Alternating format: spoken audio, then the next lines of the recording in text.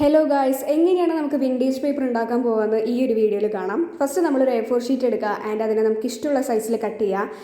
And നമ്മളതിനെ ഒന്ന് ചുരുട്ടി കൂട്ടാൻ പോവുകയാണ്, കുറച്ച് ഒറിജിനാലിറ്റിക്ക് വേണ്ടിയിട്ട്. വിൻറ്റേജ് ആണല്ലോ, സോ നമ്മളതിനെ ചുരുട്ടി കൂട്ടാം. ആൻഡ് വല്ലാണ്ട് ചുരുട്ടി കൂട്ടരുത്. വല്ലാണ്ട് ചുരുട്ടി കൂട്ടിക്കഴിഞ്ഞാൽ അതിൻ്റെ സൈഡിൽ വല്ലയിടത്തും കീറലൊക്കെ വരും. പക്ഷേ അത് സാരമില്ല, നമുക്ക് ഒറിജിനാലിറ്റി കൂടിപ്പോയതാണ്, എന്നാലും കുഴപ്പമില്ല. ആൻഡ് ഇതിത്തിരി പഫി ആയിട്ടായിരിക്കും ഇരിക്കുക. ചുരുട്ടി കൂട്ടിയ കാരണം ഇതിത്തിരി പഫി ആയിട്ടായിരിക്കും ഇരിക്കുക. അതുകൊണ്ട് ഞാൻ 4 സൈഡിലും ക്ലിപ്പ് ഇട്ട് വെച്ചു. ആൻഡ് നമ്മളൊരു പാത്രം എടുക്കുക, അതിൻ്റെ ഉള്ളിലോട്ട് കാപ്പിപ്പൊടി ഇടുക. ആൻഡ് അതിൻ്റെ ഉള്ളിലോട്ട് കുറച്ച് മാത്രം വെള്ളം ഒഴിച്ചാൽ മതി. ഓക്കെ, കുറച്ച് മാത്രം വെള്ളം ഒഴിച്ചാൽ മതി.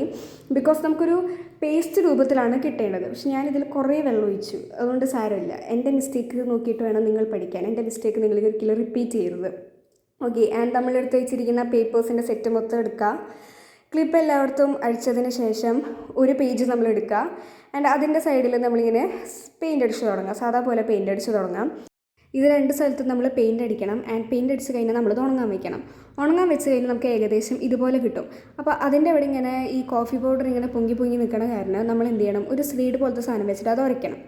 അങ്ങനെ അവസാനം നമുക്ക് സാധനം ഇതുപോലെ കിട്ടും. ഇതാണ് നമ്മുടെ വിൻറ്റേജ് പേപ്പർ. ഇത് ഞാൻ ബുക്കാക്കാൻ വേണ്ടിയിട്ടാണ് പോകുന്നത്. ഒരു ചെറിയ കുറച്ച് കാര്യങ്ങളൊക്കെ എഴുതാനായിട്ട്, അതിന് വേണ്ടിയിട്ടാണ് ഞാൻ ഹോളൊക്കെ ഇട്ടിരിക്കുന്നത്. സോ ഒരു ബുക്ക് ഉണ്ടാക്കാനാണ് പോകുന്നത്. അതിൻ്റെ വീഡിയോ വൈകാതെ വരുന്നതായിരിക്കും. ആൻഡ് നമ്മൾ അതിൻ്റെ പേപ്പർ എടുക്കാം, നമുക്ക് ഇഷ്ടമുള്ളത് എഴുതാം. ഓക്കെ.